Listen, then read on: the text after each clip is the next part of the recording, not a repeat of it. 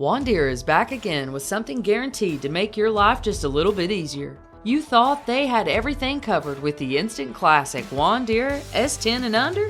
Well, you couldn't be more wrong. The wise people at Juan Deere know your child even better than you do. They're aware that as little Jimmy's brain grows and develops, he's going to stop wanting to play the mow the yard game. Eventually, he's going to get bored and lazy.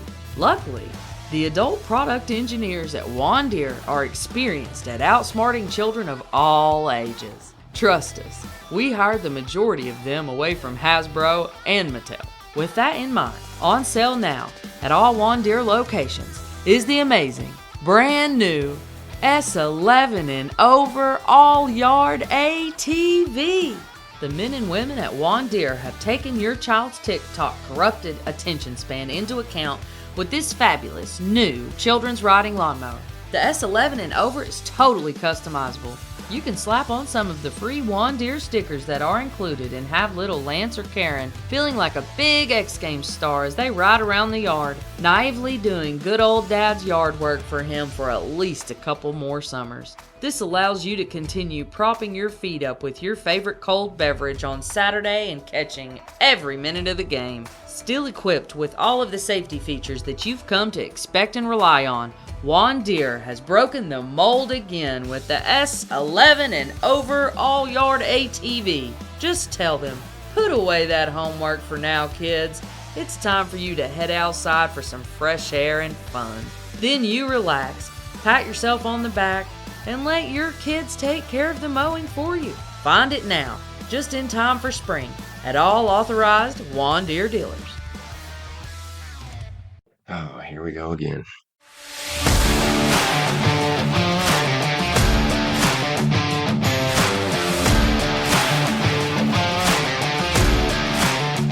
Hey everybody! Here we are again, Dan and Corey. Yeah. You're two dads. Dads. The only dads you need, really. Wow. And you've got two of us. Yeah. If you're ever out on a date and you don't got a condom, give me a call and I'll make fun of you. Yeah. Just like your real dad would. And then you'll have sex anyway and you'll have a kid and then you'll have to listen to the podcast. That is right. So it's a win-win either way. We both win. You get a kid and I get a new listener. Yep. Well, I guess a committed listener because you already heard at least once. So we love you guys. Thanks for listening. Here we are again. Today we're going to talk about, we're going to have another special episode where we talk about many things. Special. Multiple topics today. We are hitting that special button again and bringing you something that you're not used to. Change it up. Keep it exciting. Keep it interesting. Keep it from being stale. And our first topic, jumping right in, is what do you think about the idea? And I know we talked about this before. And audience, you're going to talk about it with us now, or at least talk to yourself and listen to us. You know, you can pretend you're saying words that we hear. Yeah. It's the fact that your kids will never love you as much as you love them. Oof. And that's deep. And I was surprised that I thought about it because I'm a very shallow person. When I say that, what's the first thing that comes to your mind? That is true. Not to be an asshole about it, but yeah, my parents always told me they love me so much. At certain times, I could see like almost tears coming to their eyes. And I was like, why are you tearing up? Why are you crying? I never understood that until 3 years ago almost. And now I get it. I got it immediately, obviously. Well, not obviously, but it didn't take me very long to understand. We had a few little complications at first, but when I finally got to see her, I was like, yep, I get everything now. Yeah, I understand that. And it's weird and maybe something not to think about like on the daily because that'll get you down and depressed and we don't want that. But yeah, it's definitely something heavy and something to think about. It is along the lines of when you're driving along on the highway and it occurs to you that every other person on that highway has thoughts of their own and friends of their own and families of their own and lives of their own. Yeah. And it just blows your mind that the world is that big. I know. I'll catch myself thinking about some family in like Japan or Alaska or Hawaii or somewhere, or even like Europe or France or Italy or somewhere like that. And I'm like, I wonder what they're doing right now. Like, how's their life? What is their day to day like? Whatever. I just start thinking about random places in the world and what they're doing, or maybe not one particular family, but just what the general population or the general people of that area would be doing right now. I mean, you don't even have to be high for that stuff to be fascinating. No. It's crazy to think that they're living a world that you have no experience with, that you Yeah. will in all likelihood never have any experience with. Yeah. Like, do they go to the park? Do they go on, anything? Like, what does their average day look like? What do they do for work? Do they have hot water? Like, I find myself watching like Seinfeld and the like sitcoms in The Big Bang, and I haven't started Friends, but I'm sure when I get to that one, it'd be like, I miss not those days. Well, I kind of do, I guess, in a sense, but I wish I had like a core group of friends like that we could all get together and hang out and eat dinner all the time together and just do crazy random shit together. And wouldn't that be great? I mean, now that I have a kid, it'd be super hard to do, but unless they all had kids, then it'd be pretty simple. But or if none of them had kids. Well, yeah, that'd be hard. Like in Seinfeld, especially, like just popping into Jerry's apartment, and you never know if Kramer's going to slide into the door without knocking, or if George is going to come in grunting and groaning about his day, or Elaine about her ex-boyfriend or whatever. Yeah, and it was cool either way. Yeah, it was always funny and cool. And that's what you think about when you hear kids don't love you as much as you do. That was a little tangent, but... You know how we do. Yeah. You know how we do. You will understand your parents' love for you when you have a kid. Yeah, it's something that I did not think I would... Well, first of all, I didn't think I was ever going to experience because I didn't think I was going to be a dad. And then I was a dad, and I was still... It took a little bit to connect, so it took a little bit for me to experience any of that overwhelming love. And now I see him do the most simple thing, and I can't get my phone out quick enough to take a picture. Yep. Or I will just watch him ride around on his little four-wheeler. I don't know what they're called. His little truck power wheel thing that just seeing him ride around in a circle, and my heart will just swell. It's really crazy how I will just melt when he hugs me, and he doesn't care. No, it doesn't. What fucking hug? I don't want to fucking hug you. Fuck you. I should go ahead and teach him that word because he's already thinking it every time I try to get any sort of affection. Yeah, and what it comes out, blah, do, blah, da da. But what he means is, get your fucking hands off me, Dad. I don't need your shit right now. I don't want to hug you. And it's only going to get worse. Yeah. I'm sure that actually, I'm not sure of anything, but I feel that with a girl, the affection being her dad, she's going to hate Libby because daughters hate their moms. Well, but for you and her, I feel like you're going to have a really strong, affectionate relationship for maybe her entire life because you're going to, you treat her well. And you're always going to be number one man in her life. I saw, not to interrupt you, but I'll forget because I'm high as shit. But I was reading a comic book about the Flash, and he's got kids. And, well, there's a bunch of Flashes. In order to cut down on the time, he's got kids. And one of his kids is talking to another superhero. I don't remember who. And the other superhero says something about how Superman is the greatest hero in the world. And she's like, what are you talking about? My dad's the greatest hero in the world. Very few people consider the Flash to be overall better than Superman. And this is a debate I'm willing to fucking have. If you want to get down on Twitter or what have you, on comic books, bring your shit. Because I'm the fucking man when it comes to comic books in this house. Maybe the neighbor knows more about it than I do, and I don't know. But around here, motherfucker. On these parts. Come strong with your comic book shit. It really did blow my mind a little bit how close to reality that scene was. It just... reinforced my opinion that that's the way it is with girls and their dads. Whereas if it had been a boy, he'd have been like, oh yeah, my dad's great, but Superman, yeah, fucking Superman. Because I just feel like that's how boys are. Yeah. So whatever. These things are all half daddy issue, half future dad. Yeah, kinda. So take it how you want. Maybe that's why it's special. Yeah, that's the part of its specialness. We don't know really how our kids will act. Yeah. All through their lives. It could be a future dad. If we've been doing this show for 10 years, this could still be part future dad. Because we're like, well, I don't know. I mean, he's 15 now, but what's he going to do when he's 20 or whatever? These things change and evolve. And hopefully, if you're lucky, one day your kid will, before you're dead, and maybe even before they have their own kids, they will realize the depth of your love for them. I don't think so. I think it takes having their own. I guess maybe it did. I really do. It doesn't. It did not do that for me. I don't think my dad loves me, more than himself. I think it depends on, as You've far had as to put it nicely, a strained relationship with your parents. It is strained. It is tenuous. It's completely broken with my mom, but whatever. That is neither here nor there. This isn't mommy issues. We're not here to complain about our mommies. I feel though, if you have even somebody like me who has a pretty strong bond with his dad and treats him almost like a best friend more than a dad, or both, but you know what I mean. I still didn't get it until she was born. I kind of got it a little bit, but no. But now you do. But now I get it. Like, yeah. I'm willing to, like, I'll jump in front of a bullet, whatever. Yeah. As long as she's okay. Like, I don't care. I want, when she gets sick, I want to be sick for her so she doesn't have to be that way. You think you love your dog? Yeah. No. Man, you don't know nothing yet. Nope. All right. So that's what we have about our first topic. And we're going to go on to our second. That's my drum roll because I can't roll my tongue. My mom didn't get my tongue slit as a child. I was good enough to suckle on the bottle, and she didn't want to breastfeed. So here I am, unable to really speak Spanish authentically. Now I just do raspberries and call it a fucking drum roll. There you go. Number 2, forcing your kid to follow in your footsteps. And this covers any number of things. This covers mommy was a ballerina. Daddy was a lawyer. Daddy was a doctor. Mommy was a comic book writer. Yeah.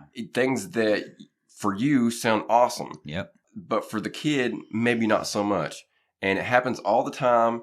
I know this is a debate, and I'm not going to say that your argument, your notes will sway me or anything, but I am kind of on the fence about this because sometimes if you're a millionaire and you made that doing something that is relatively ethical and moral, maybe it's not a bad thing to try to push your kid into that.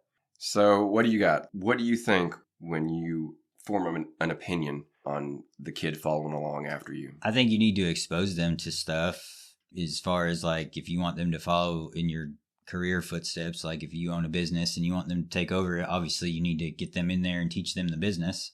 I think you need to teach them how to work in the business first and then how to run the business and then do all that stuff, take it in steps, of course. You're not just going to hand over the keys overnight.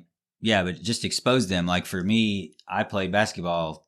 I'm talking in school now, like growing up, I played it forever. It seemed like I don't want to force her to play, but I want her to grow up at least playing in the backyard and see if she likes it. And then if she doesn't like it, I'm not going to be like, no, you're playing it no matter what, because that's what I did. Like, that's not what I mean, if you don't want to play it, fine. If you want to, or I play the guitar, I'll be playing it in front of her. And if she wants to learn it, I'll try to teach it to her. And then if one day she's like, no, I'd rather play the tuba, fine. We'll figure out how to get you the tuba lessons and, whatever. It's going to suck. If you're specifically like tuba. Well, I'm just saying something different, obviously different than a guitar, but. That is it? Like, you're like, because everybody wants to learn a guitar. Well, yeah. There's a guitar right there. Yeah. But if you want to learn, like, the trombone. Yeah. There might be something behind that. Yeah. Like, there might be a real love there. Like, I don't want to force her to do something that I love if she doesn't like it, like playing basketball or doing any kind of sport. She doesn't want to do sports. If she wants to, my wife did the dance team when she was a kid. If she, I want her to expose her to cheerleading and doing dance and stuff like that. But if she's like, no, I'd rather work with daddy on the car, fine. I'm going to teach you how to work, which I'm going to hopefully teach her that anyway, at least the basics. But and so many men don't know how to change a tire. Yeah, and if she wants to be a mechanic when she grows up, by God, she's going to be a freaking mechanic, and I'll make that happen as best I can. If that's what her heart is dead set on. Whatever, I'm just going to expose her to and let her take a taste of everything and see what she wants to do. I don't feel like pushing things on kids is the right thing to do. I'm glad that you went that way. I was going career, and you went early. You went interests, hobbies. And the mom that pushes the beauty pageants on the kids like that. That's actually, it's good that you covered the other side of this because that's more pertinent to where we are right now. And my opinion on that is a bit more firm. When it comes to a child, I want to put things out there that first and foremost that I'm interested in. And that's just the way it's going to go. First is going to come baseball and wrestling and cartoons and what have you. Now, if he turns down baseball and wrestling and cartoons, then we're going to come with a different sport for sure. Soccer, basketball, and then we're going to come with maybe, who knows, maybe not TV at all, maybe YouTube or whatever. The points that I'm trying to make is that I'm gonna put things out there for him that I do like. Yeah. The music that I like, I'm gonna be playing. Yeah. And the TV shows which I don't watch a whole lot of TV other than wrestling, but the TV shows that I like, I'm gonna try to expose him to. The movies that I liked growing up, I'm gonna try to expose him to. At the same time, though, when it comes to baseball or insert here, I'm not going to force that. And if he starts it and he doesn't like it, then I'll do that tried and true dad thing where I make him finish the season out. Well, yeah. And then we'll never do it again. Yeah. Yeah, you can't quit in the middle of it. Yeah, you can't just quit. You got to finish what you start. Don't be like Dad. I didn't quit any sport in the middle, but I quit many a job. So that's kind of the same thing, I guess. And it's not really. I don't care about those motherfuckers. Fuck them. They can do without me. Their company. So yeah, when they're a kid, things are more black and white. I'm definitely gonna expose them to things that I want them to be exposed to. But once they start to develop opinions and attitudes and personalities and are able to steer their own interests, I will let it go. Yeah, I will let them do what they want. Yep. And then I will try to support them as I can. When they come to me and they say, I want to learn to play the trumpet, I'll be like, all right, well, let's do this. Let's try. Yeah. And if they come to me and they say, I'm trying to think of something I don't like to do, I want to paint, I'm going to be like, fuck yeah. Have you ever heard of Bob Ross? Yeah. So those aren't things that necessarily interest me, but I want to guide them into things that interest them. Yeah. And if it's okay if it's not something I like. So that's how things will be for the next 16 years or so. And I guess beyond that, like I said, it all just depends. Yeah. If he wants to be a drug addict, well, that's a problem, bro. Yeah. We're not going to be able to just sit and bum for money and be a drug addict all the time. But if you want to work as a photographer, or if you want to be I don't know, anything that you want to do that is, I'm trying to think of a good way to put this because I'm still in that phase where I just do whatever the fuck I want and probably always will. Just something that, pick a career that is sustainable. Yeah. Don't be like, I want to sell mushrooms. I don't like, and I'm not saying like magic mushrooms, even worse. I'm saying like, I want to sell like mushrooms that you eat. Yeah. Because that's not sustainable. That's a bad career. Yeah. And listen, prove me wrong if you can. But I want you to do something that you love, obviously, first and foremost, because that's just how I have taken to life and taken to work. If I don't love it, I just don't do it for long. Yeah. So don't do something you hate. And then after that, whatever. I mean, life's for living. Yeah. LIVIN. That's right. So just try things and you won't have to worry about me telling you what to do. Yeah. I'll just be there to, if I support it, you're going to get more comments and compliments and encouragement. And if I don't support it, I'm just going to be like, right on, bro. Do it. Do what you want to do. Yep. And as long as you're not breaking the law or Yeah. doing anything unethical, Hey. I mean, whatever. As Yeah. long as you dig it, hey, you dig it. Yep. So right on. I guess that's going to do it for number 2. We got one more. You thought we were done. We're not done. We got one more. I should have kept that. No. You've gone too far. We've not gone too far. Not We've yet. got one more. 4 will be too far. Yeah.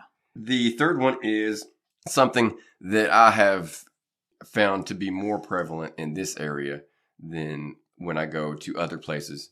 And usually when I go to other places, they're like a bigger. Yeah. So I'm not saying it's a Southern thing specifically, but it's a country thing. Yeah. And that is tattoos, bumper stickers, just in general, tributes to your kids, whether they're dead or alive. Yeah. That seems to be a big deal around here. Mm-hmm. And I've got my own thoughts on that, but how do you feel? I know we're not supposed to be on the fence about things, but like some things to me are okay, which they all should be okay. You're proud of your kid. But some of it, like the stick figure family, like I don't need to see how many kids you got on your window and this is coming from somebody that has a tattoo tribute, quote unquote, for their child. I think those are cool if they're done. If they're not, I mean, they're cool in general. I'm okay with those. I mean, as long as you take a different approach than just like the footprint or whatever. If you do something kind of cool, mine's a little different. Yeah, some of it's cool to me. Like we see around here, proud of my insert high school student, here, honor student or whatever. I see those on cars driving around and I'm just like, okay, cool. Doesn't affect my life any. I've gotten a couple of compliments on my tattoo because it's pretty visible, but I'm not looking for compliments because it's me. I'll do what I want. I like it. It's nothing huge and flashy. It's just what I want. That's basically what it comes down to. Do what you want. I mean, I'm not going to sit here and put people on blast. I just don't like people that are like over the top. Like if you have the insert high school, proud of my high school kid here, that's fine. But don't have like 17 of them for your one kid or whatever. Like don't have the soccer ball, then the basketball, then the base. Like don't have all of it. Just one. Keep it to one, I guess. I mean, minimalism. I don't know. Do what you want, but I don't like to see like all the flashy stuff. That's just me though. I got a tattoo for my daughter for quote unquote on me, so I can't really say too much. Yeah, I tend to agree with just about everything you said to the degree that I don't need to really remark on any of it again. I look at this from a different standpoint. I don't think that you should really bother ever with these stupid fucking stickers or these stupid fucking decals, because your kid should be the one paying tribute to you. Well, that's true. Your kid should have a giant neck tattoo that says dad on it. Or your kid should have a bumper sticker on his car that says, I love my dad, or I'm proud of my factory worker dad. I got a kick-ass dad. I get my dad fucking rocks, or whatever, what have you. It shouldn't be about, oh, I'm proud of my mind went blank. My kid that's good at grades. Yeah, high school, insert whatever. Yeah, insert whatever. My smart kid, I'm proud. It should be, my dad's really cool at fucking. Like, whatever you want to compliment on, it should be more about the kid complimenting the dad, because I give that motherfucker 18 years. I will give him 18 years. And for every year that I give him, he owes me that much more. It grows exponentially until... It's like interest. Yeah, like interest. So by the time he's 18, he's either going to buy me a car or we're going to have a talk about some money being paid back. And the fact that he will do these temporary, for the most part, I'm not... Okay, I don't expect him to really get a giant dad tattoo on his neck. Keep that shit where people can't see. Right. Well, have my picture on your chest or something like that. Don't have it out and about all the time. You're not going to get a job. But when you do stuff like that, that really does go in your favor. That really knocks down that interest. Yeah. That keeps us on happy terms. That keeps us from butting heads. That keeps me from bashing you over the skull with a lead pipe, because I'm not a big guy. And maybe you are at that point, but I brought you into this world and I will happily kill you because at this point I'm almost 60. Doesn't matter if I go to prison. That actually leads me into the dating thing. You were like, I'm not going to sit there with my shotgun when they come in the house. Well, I am, because I'm going to say, hey, Susie, I'm 65 now or whatever I'll fucking be at that point. And I don't care if I go to prison. So be sure not to get my boy into nothing stupid, because his dick's bigger than his brain. Otherwise, I'm going to have to murder you and your whole family. Ha ha ha. Go have fun. Wink, wink. Wink, wink. Not really. I'll fuck you up. And that would work better if he was... Actually, that would work better if he were gay, because I'd feel better saying that to a guy. But the fact remains, man, woman, I don't care. I'm not sexist. You fuck with my son, there's going to be problems. And the longer I'm here in life, the more I generally hate it. So it's not going to be anything for me to go to prison if I'm 60 years old. No one's going to really fuck with me at that point. I'm not going to be attractive. They're not going to want to have sex with me. So I don't care. That's really my main problem in prison. I'm kind of attractive and they might fuck me. Yeah. And there's going to be more of them. There's always more than me. Oh, yeah. You're one and there are many. That's what I hear. They say that there's always enough. So generally there's going to be enough. They're going to have butt sex with me. But if I'm 60, they won't, because I'll be ugly. So watch out. I'll murder you and I'll go to jail. I don't have very much more to say about that. Yeah. I just want to reiterate, kids, pay tribute to your fathers. You owe them your lives. They've done everything for you. Think about what they've given up. Think about all that they've given up. Go back and listen to the Young Dad Blues episode. Yeah. And think about all that your dad gave up for you. If you're 25 and listening to this and you still love your dad, then go to him and say, Dad, I appreciate everything you did for me. Yep. You gave up so much in life to give me what I needed, to put me ahead, to give me more than you had. Thank you so much. If you're 15 now and you're listening to this, that's kind of weird. Yeah. Kinda. If you have a kid, that's even a little weirder. But listen to every episode multiple times, because, you'll be able to find gems in here. We'll spread that wisdom. Yeah, and definitely, hit me up on Twitter, because you're going to need some help, you know what I'm saying? Otherwise, tributes, kids. Pay tributes. And I say kids, but I mean all ages. So that kind of brings us down here to the end. Yeah. And I'm glad that we were able to bring 2 special episodes 2 weeks in a row. That really made it more fun for me. Yeah. And I hope that the audience liked it. If you didn't, let us know. Break it up a little bit. Yeah. Honestly, it's like when I work out, I don't do the same thing every time. Yeah. I try to make it fun. And we wanted to make it a little, more fun. Like I said, if you didn't like that, hit me up on Twitter and I'll try and find you amongst all those notifications and all those. I've never actually had a direct message on Twitter, so I don't even know where that goes. Yeah, I don't.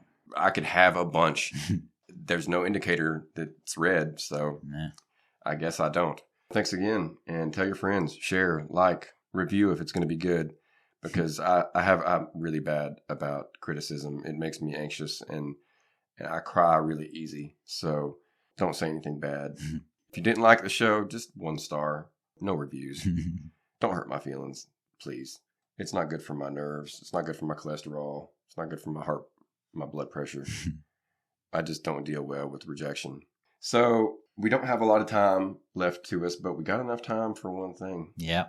Enough time for a dad joke. Dad joke. What do you got for us today? All right. How do trees feel about springtime? Damn good. But beyond that, once again, I feel like the running joke is going to be that I never have the answer. But I don't have the answer. So how do they feel? Relieved. They feel relieved. Man, they never disappoint. Nope. They never disappoint. Never. I feel like, if you had a list, we could make a book of them. Oh, I'm sure. We just got to get somebody to write it. I'm a little busy right now. Yep. Relieved. Hope that gave you guys a smile and it left you wanting more. It certainly left me wanting more. I'm going to ask them to tell me another one when I turn the camera off. We are, once again, on video. Check us out on YouTube. And hope you like them. If you don't, that's cool too. Really, it's just another way to let you guys partake of the daddy wisdom. Yep. The wonderful, wonderful daddy juice that we spray on you with every episode, just drenching your mind in fatherly advice. There you go. It's just all over your face and down your throat. Fatherly advice, just all over you. Once again, thanks for listening. We love you guys. This is Corey. I'm Dan. And we will check you later. Check you later.